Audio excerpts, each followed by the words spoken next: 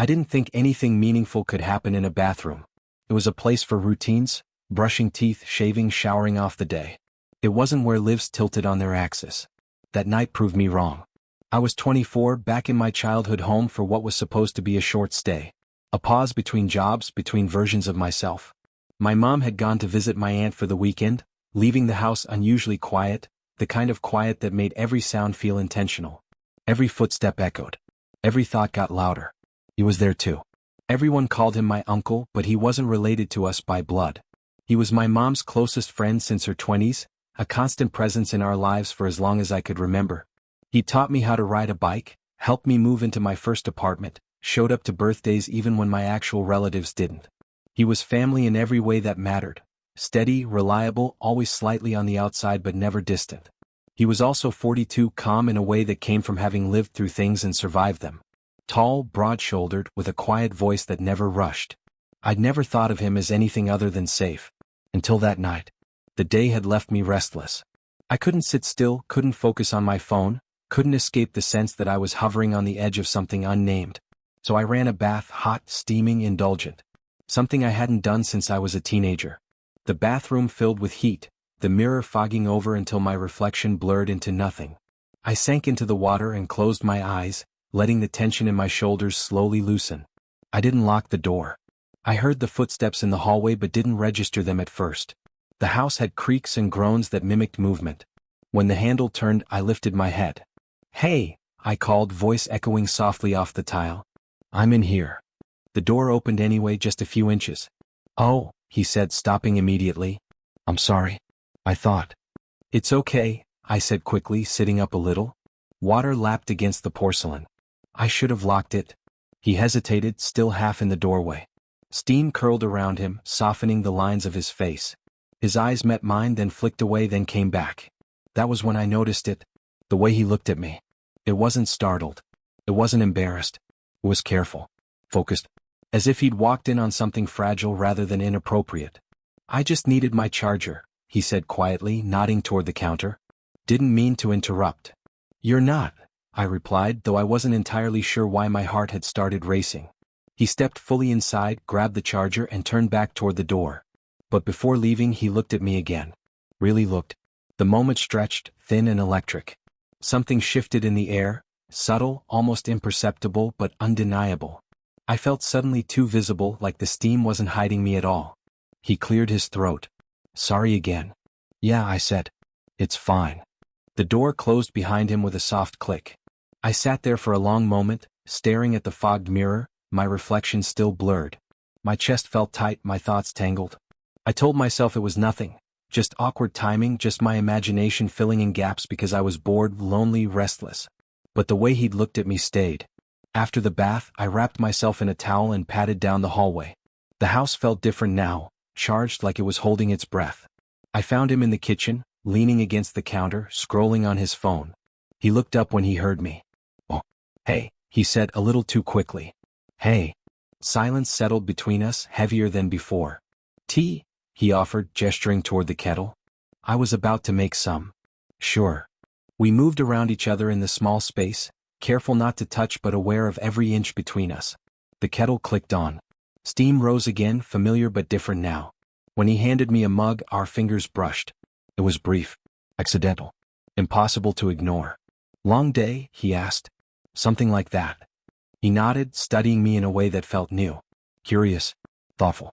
We took our tea to the living room. The rain had started outside, tapping steadily against the windows. We sat on opposite ends of the couch at first, the space between us deliberate. Conversation came easily, safe topics, familiar rhythms. But underneath it all was a tension I couldn't explain, like a low note humming beneath the melody. At some point, I shifted, pulling my legs up slightly. My knee brushed his thigh. I froze. "Sorry," I said immediately. "It's okay," he replied just as fast. Neither of us moved. The contact was small, almost nothing, but it sent a ripple through me. I could feel the warmth of him, solid and grounding. He stared straight ahead, jaw tight, as if concentrating on keeping himself still. The rain grew louder. The house felt smaller. I realized then that something had already changed. Not because of the bath, or the touch, or the silence, but because I was suddenly aware of him in a way I never had been before. And the way he looked at me told me he felt it too. I didn't know what the night would bring. I only knew it wouldn't stay the same. After that first brush of my knee against his leg, everything felt sharper. The room didn't change. The couch didn't move. The rain kept tapping the windows in its steady, indifferent rhythm. But my awareness narrowed, focused entirely on the space between us, or rather, the lack of it. Neither of us spoke for a long moment. I could feel the warmth of his thigh through the thin fabric of my shorts. It wasn't an intimate touch in any obvious way. It could have been nothing. If we'd pulled apart. If one of us had laughed it off, shifted positions, reclaimed the distance that had always existed between us before tonight. We didn't. I kept my eyes on the muted television screen across the room, though it was turned off. He stared forward too, shoulders squared, posture careful. The silence wasn't awkward exactly, it was charged. Like both of us were aware that even the smallest movement might tip something over. "So," he said finally, voice lower than before. "How's the job search going? Any luck?" I exhaled slowly, grateful for the normalcy of the question. "A few interviews. Nothing solid yet." "You'll land somewhere," he said. "You always do." I glanced at him then. "You really think so?" He turned his head, meeting my gaze. "Yeah, I do." There was something steady in his expression, something grounding. It was the same look he'd given me before big exams, before my first move out of the house. Encouraging. Protective. And yet, now it felt layered with something else. Something new. "Thanks," I said quietly. The rain intensified, thunder rumbling distantly. He shifted slightly, angling his body toward mine without quite turning fully. The movement brought us closer, shoulders nearly touching now. I swallowed. "You don't have to worry so much," he added. "You're doing better than you think." I smiled faintly. "You always say that. Because it's always true." Another pause. The kettle in the kitchen clicked softly as it cooled, the sound oddly loud in the quiet house.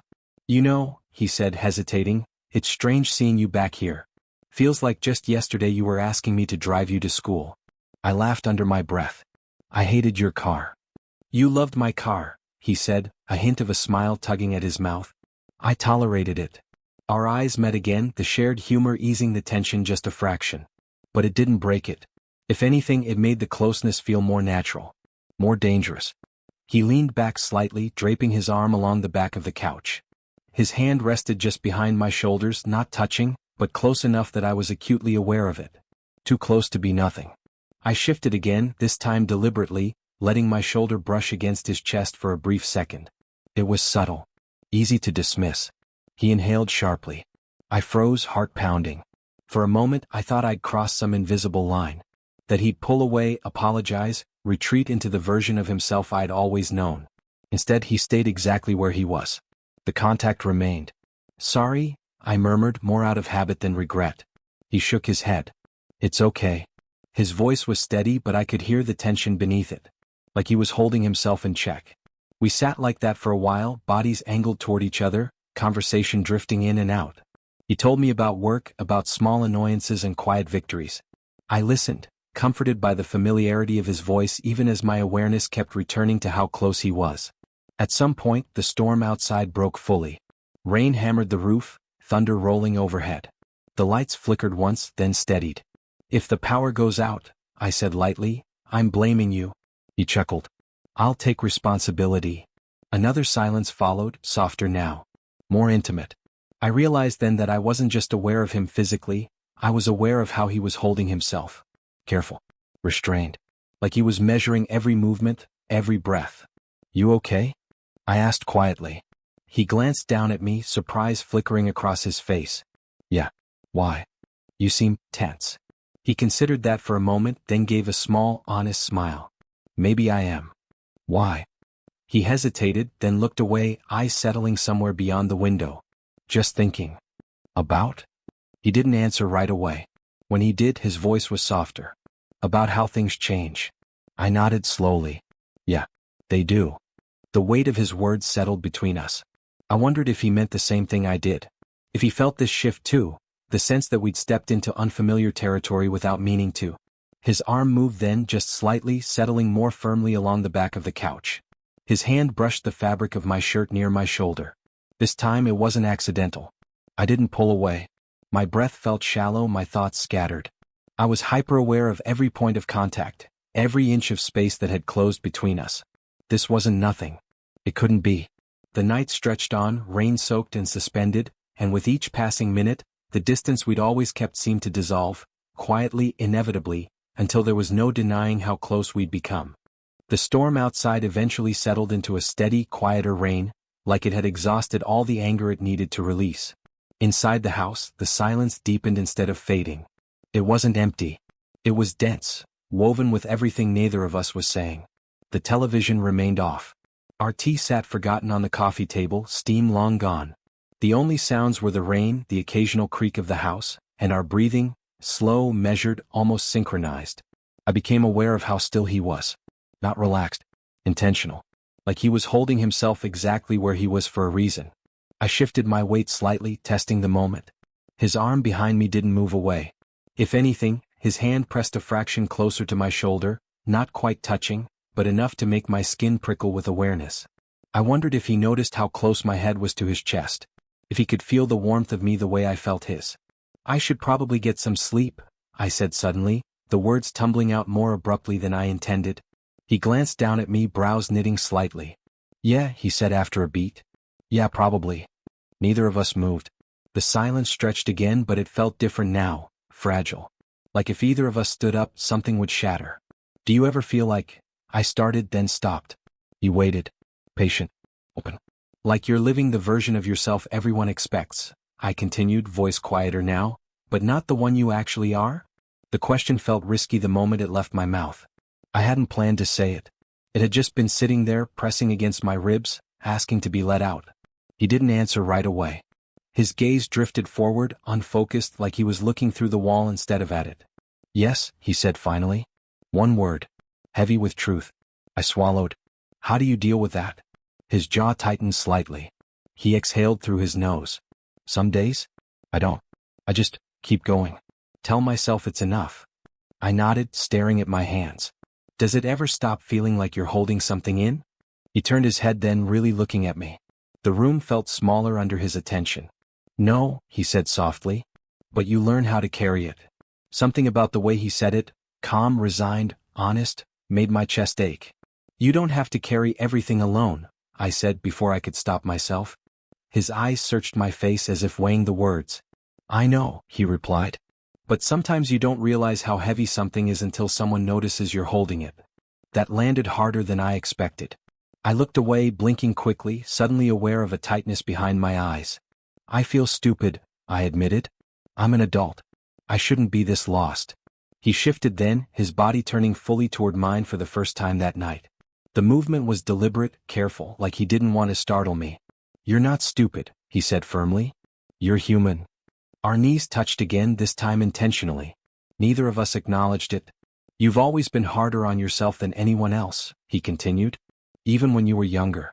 You thought you had to figure everything out on your own. I let out a small, humorless laugh. Guess some habits stick. Some don't have to, he said. The way he said it, gentle, hopeful, made my throat tighten. I didn't trust myself to speak, so I just nodded. The silence returned, but it wasn't heavy anymore. It was tender. Sure. I leaned back slightly, my shoulder brushing his arm. He didn't tense this time. Instead, he relaxed into it, the contact becoming natural, unforced. His hand moved, slowly, carefully, until it rested against my upper back. Not gripping. Not pulling. Just there. The touch was grounding. Steady. I closed my eyes without realizing I was doing it. For a moment, nothing else existed. Not the labels. Not the history. Not the lines we were supposed to see but weren't talking about. Just the quiet understanding that had settled between us. I didn't expect tonight to feel like this, I murmured. Me neither, he said. Does that scare you? He paused, then answered honestly. A little. I opened my eyes, looking up at him. Me too. He gave a small, almost sad smile. But not enough to want it to stop. My heart skipped. The admission hung in the air, delicate and irreversible. Something had shifted, not with a dramatic gesture or a bold confession, but with quiet honesty. Something in the silence had changed us. We stayed there for a long time after that, bodies close, words unnecessary. And even though nothing outwardly monumental had happened, I knew, deep down, that we had crossed into something we couldn't unknow. The silence had spoken for us. And neither of us was pretending not to hear it anymore. It happened so quietly that I almost missed the moment it became real. We were still on the couch, the house wrapped in that deep, late-night stillness that comes after the world outside has finally settled. The rain had softened to a faint whisper, like it didn't want to interrupt us. The lamp in the corner cast a low, amber glow, blurring the edges of the room and making everything feel smaller, safer. He was closer now than he had been all evening. Not suddenly, nothing about this night had been sudden, but close enough that I could feel the rise and fall of his chest when he breathed. His hand was still at my back, steady and warm through the thin fabric of my shirt. I told myself to stay still. Not because I didn't want more, but because I was afraid that if I moved, I'd be the one to cross a line we couldn't uncross. "You're tired," he said quietly after a long stretch of silence. "Yeah," I replied. "But I don't feel like sleeping." He nodded like that made sense. Like he felt the same way. I shifted slightly, turning my body just enough to face him. The movement brought my knee fully against his thigh, my shoulder pressing into his arm. This time I didn't apologize. I didn't pull back. Neither did he. His hand adjusted instinctively, fingers spreading slightly against my back, anchoring me there. The contact was gentle, almost careful, but it lingered. Longer than it needed to. Long enough that my breath caught before I could stop it. We both noticed. I looked up at him, meeting his eyes. The expression on his face stopped me cold. He wasn't guarded anymore. He wasn't carefully neutral or quietly reassuring. He looked conflicted. And wanting. The realization sent a slow, electric warmth through my chest. It wasn't excitement exactly, it was something deeper, heavier. Something that carried weight. "This might be a bad idea," he said softly. I searched his face. "Do you want me to move?" The question hung between us, fragile as glass. He didn't answer right away. His jaw tightened slightly, his thumb pressing once against my shoulder blade as if grounding himself. "No," he said finally. "I don't." My heart pounded so loudly I was sure he could hear it. Neither of us spoke after that. We didn't need to. Everything was suddenly happening in the space between words, in the way his hand stayed where it was, in the way my body leaned into his without conscious thought. He lifted his other hand slowly as if giving me time to pull away. When I didn't, his fingers brushed my arm, then my shoulder, then rested lightly against my collarbone. The touch was soft. Barely there. But it stayed. My breath stuttered, and I felt his chest expand beneath my cheek as he inhaled deeply, steadying himself. I became acutely aware of how close my face was to his neck, how easily I could feel the warmth of his skin. "This isn't what I planned," he murmured almost to himself. "I know," I said. His hand moved again, this time sliding from my collarbone to the back of my neck. The contact sent a shiver through me that I couldn't hide. He noticed. His fingers paused as if he'd felt it too. "I should stop," he said, but there was no conviction in his voice. "Do you want to?" I asked quietly. He closed his eyes for a brief moment, forehead resting lightly against mine when he opened them again. "No." The word felt like a confession. We stayed like that, foreheads touching, breaths mingling, the world narrowed to the small space we shared. His hand remained at my neck, thumb brushing once, almost absent-mindedly, just beneath my ear. That touch, that small, grounding, intimate gesture, felt like a promise and a question all at once. Then suddenly he pulled back. The movement was abrupt, the loss of contact sharp enough to make my chest ache.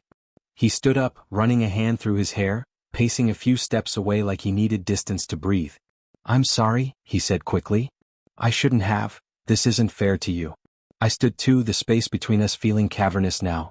"Why wouldn't it be?" He turned to face me, eyes dark with emotion. "Because you deserve clarity. And I don't have it right now." I took a step toward him. "I'm not asking for clarity." That made him pause. "I'm asking you not to pretend that didn't mean something," I continued, my voice steady despite the way my hands trembled. "Because it did. To me." He looked at me for a long moment, something soft breaking through his restraint. "I know," he said quietly. "That's the problem." He reached out then, slowly, deliberately, and placed his hand against my chest. Right over my heart. The touch was firm. Certain. It stayed there for a long moment, grounding both of us in the truth we hadn't said out loud. Then he lowered his hand, stepping back once more, but this time he didn't retreat completely. The seed had been planted. And we both knew it. We didn't go back to the couch right away. He stood near the window, arms folded loosely across his chest, staring out into the rain-darkened yard like the answers might be written somewhere beyond the glass. I stayed where I was, close enough to feel the pull between us, far enough to give him space he clearly needed. The house felt different now. Not charged like before, exposed. Like something important had already been said, even if it hadn't been spoken out loud. "I don't want to hurt you," he said finally without turning around. The words were careful. Heavy. "I know," I replied. "But pretending nothing's happening would hurt too." He closed his eyes briefly, then turned to face me. The look on his face wasn't fear exactly. It was honesty without a plan. "I've spent most of my life making sure I didn't complicate things," he said. "Doing what made sense. What kept everything stable. And does this feel like a complication?" I asked gently. He didn't answer right away. He walked back toward the couch, sat down slowly, elbows resting on his knees. I followed, stopping just in front of him. "Yes," he said at last. Then he looked up at me. "But it also feels like something I've been avoiding naming for a long time." My chest tightened. "That's not the same thing." "No," he agreed. "It's not." I sat down beside him, leaving a small space between us. This time the distance felt intentional, not avoidance but respect. "I keep thinking about what this looks like from the outside," he continued. "About your mom. About the history. About how easy it would be to get this wrong." "I've thought about that too," I said. "But I've also thought about how wrong it feels to ignore it." He nodded slowly, eyes fixed on his hands. "That's what scares me." The admission softened something in me. I reached out without fully thinking, resting my hand lightly on his forearm. Not gripping. Just there. He didn't pull away. "It doesn't feel like nothing," I said quietly. "Not to me." He inhaled deeply, shoulders rising then falling. "No," he said. "It doesn't." Our eyes met again, and this time there was no confusion in his. Just recognition. "What if this is real?" I asked, the question barely louder than the rain against the windows. He studied my face, searching for something, certainty maybe, or permission. "Then we'd have to be careful," he said. "And honest, and slower than either of us might want." A small, hopeful smile tugged at my mouth. "I'm okay with slow." He smiled back just faintly. "You always were more patient than you think." The space between us disappeared without either of us moving closer. His hand came up, hesitated for half a second, then rested against my cheek. The touch was gentle, reverent even, like he was committing the moment to memory. I leaned into it before doubt could creep back in. He rested his forehead against mine again, the way he had before, but this time there was no panic in it. Just closeness. Acceptance. "I don't have all the answers," he whispered. "I'm not asking for answers," I replied. "Just honesty." He nodded, breath warm against my skin. "Then here it is. I feel this too. And I don't want to pretend I don't." That was it. The confession, not dramatic, not loud, but solid. Real. Emotion welled up in my chest, sharp and sudden. I blinked quickly, surprised by the intensity of it. He noticed. Of course he did. "Hey," he murmured, thumb brushing lightly beneath my eye. "Hey." "I'm okay," I said, voice unsteady. "I just didn't expect this." "Neither did I," he said softly. We stayed like that for a long moment, foreheads touching, breathing in sync. Then, slowly, carefully, he leaned in just enough that our lips brushed. It wasn't a kiss, not really. More a question. I answered by staying. When he pulled back, his eyes searched mine one last time. "We should stop for tonight," he said gently. "Not because I don't want this, but because I want to do it right." I nodded, even though a part of me wanted to protest. "Okay." He squeezed my hand once before letting go, grounding me in the promise beneath the restraint. As we stood up, the air between us felt lighter somehow. Not less important, just steadier. Whatever this was, it had crossed from possibility into truth. And neither of us was pretending otherwise anymore. We didn't say goodnight the way people usually do. There was no awkward shuffle toward separate rooms, no sudden formality. Instead, there was a quiet understanding, something unspoken but agreed upon, that neither of us was ready for distance yet. He cleared his throat softly. "You can take my room," he offered. "I'll crash on the couch." I shook my head immediately. "You don't have to do that." "I want to," he replied, gentle but firm. "It'll help me slow my thoughts down." I understood that more than I wanted to admit. "Okay," I said. We stood there for a moment longer, neither of us moving. Then, without thinking too much about it, I stepped forward and wrapped my arms around him. The hug was instinctive. Honest. He stiffened for half a second, just long enough to register surprise, then his arms came around me, solid and warm. He held me close, not tight but secure. like he was grounding both of us in the moment. I breathed him in, the familiar scent of soap and something distinctly him. The embrace lingered, stretching past what would have been considered normal, but neither of us seemed willing to be the first to let go. "I didn't know I was waiting for this," I murmured into his shoulder. He exhaled slowly, his chin resting lightly against my hair. "Neither did I." When we finally pulled apart, there was no rush, no regret, just a quiet calm that settled over us like a shared breath. I went to his room and lay down, staring up at the ceiling in the dark. My thoughts didn't race the way I expected them to. Instead, they drifted, soft, reflective. The night replayed itself in fragments. His hand at my neck, the honesty in his voice, the way he'd looked at me like he was seeing me for the first time. Sleep came slowly but gently. I woke to early light filtering through the curtains and the faint sound of movement in the kitchen. For a brief moment I forgot where I was. Then everything came rushing back, warmth spreading through my chest.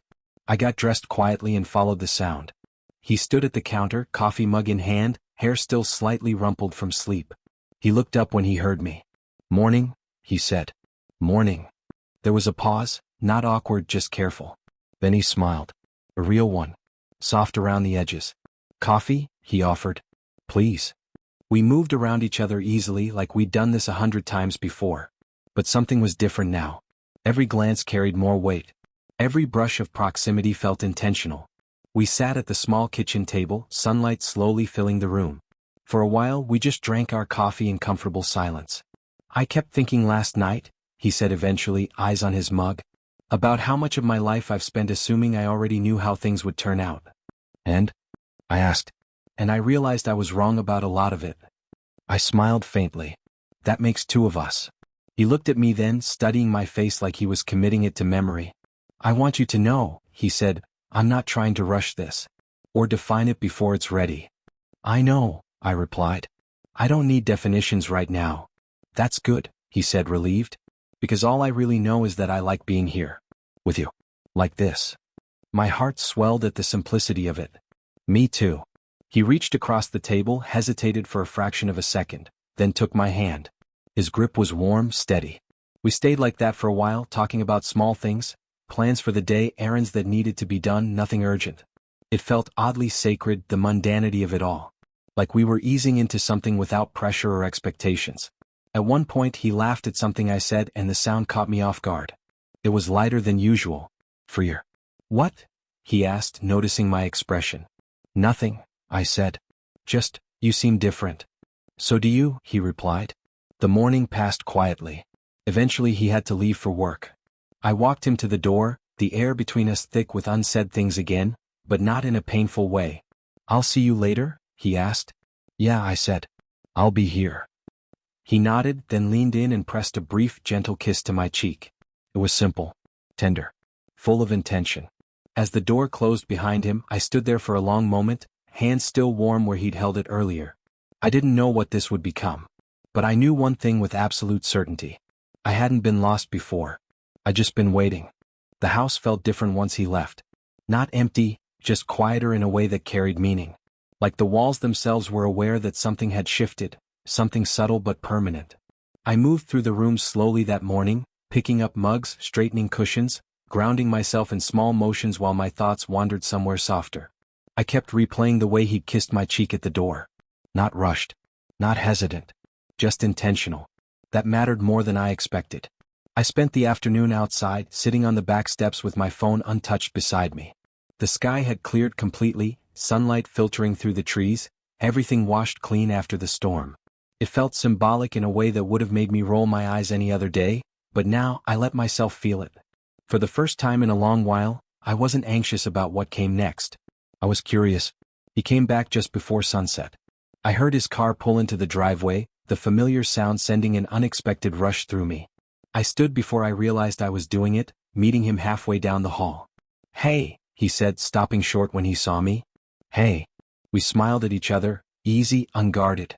Like something fragile had settled into place without breaking. "Long day?" I asked. "Not too bad," he replied. "I kept thinking about coming back here." The honesty in his voice made my chest warm. "Me too." We made dinner together, moving around each other in the kitchen with an ease that felt earned. Our shoulders brushed. Our hands passed plates back and forth. No tension. No rushing. Just presence. At one point he stood beside me at the sink, drying a plate, and said quietly, "I don't want to hide this." I turned to look at him. "I don't either." "I don't mean we announce anything," he clarified. "Just that we don't pretend it isn't happening. At least between us." I nodded. "That's enough for me." He smiled then, soft, relieved. "Good." After dinner we went back to the living room. The same couch. The same lamp. But it felt like a different place now. We sat close, legs touching naturally, no hesitation this time. He reached for my hand, lacing our fingers together. The gesture felt grounding, like an anchor. "I keep thinking about timing," he said quietly. "About how strange it is that this happened now." "Maybe it didn't happen now," I replied. "Maybe we just finally noticed it." He considered that, then nodded. "Yeah. Maybe that's it." We didn't talk much after that. We didn't need to. The silence between us wasn't charged or heavy, it was warm. Sure. The kind that made space for breathing. At some point, I leaned my head against his shoulder. He rested his cheek lightly against my hair, his arm coming around me without thought. The contact felt natural, unforced. Like something we'd both been practicing without realizing it. "I don't know what this will look like in a month," he said softly. "I don't either," I replied. "But I know I don't want to rush past this part." I smiled. "Me neither." We stayed like that until the sky outside darkened completely. Eventually he shifted just enough to look at me. "Can I?" he asked. I nodded. This time when he kissed me it was unhurried, gentle. A full kiss but restrained, more feeling than heat. I closed my eyes, letting myself be there completely, letting the moment exist without trying to define it. When we pulled back he rested his forehead against mine. "Whatever this becomes," he said, voice low, sincere, "I'm glad it's with you." Emotion rose in my chest, quiet, overwhelming. Me too. Later, when the house finally went still for the night, we didn't separate. We lay side by side, not tangled, not rushed. Just close enough to feel each other breathe. As I stared up at the ceiling, I thought about how unexpected the night before had been. How none of this had been planned or asked for. How easily it could have been ignored. And how grateful I was that it hadn't been. I didn't know where this path led. I didn't need to. All I knew was that something real had found me when I wasn't looking for it. I hadn't expected it. I hadn't asked for it. But I wouldn't undo it for anything.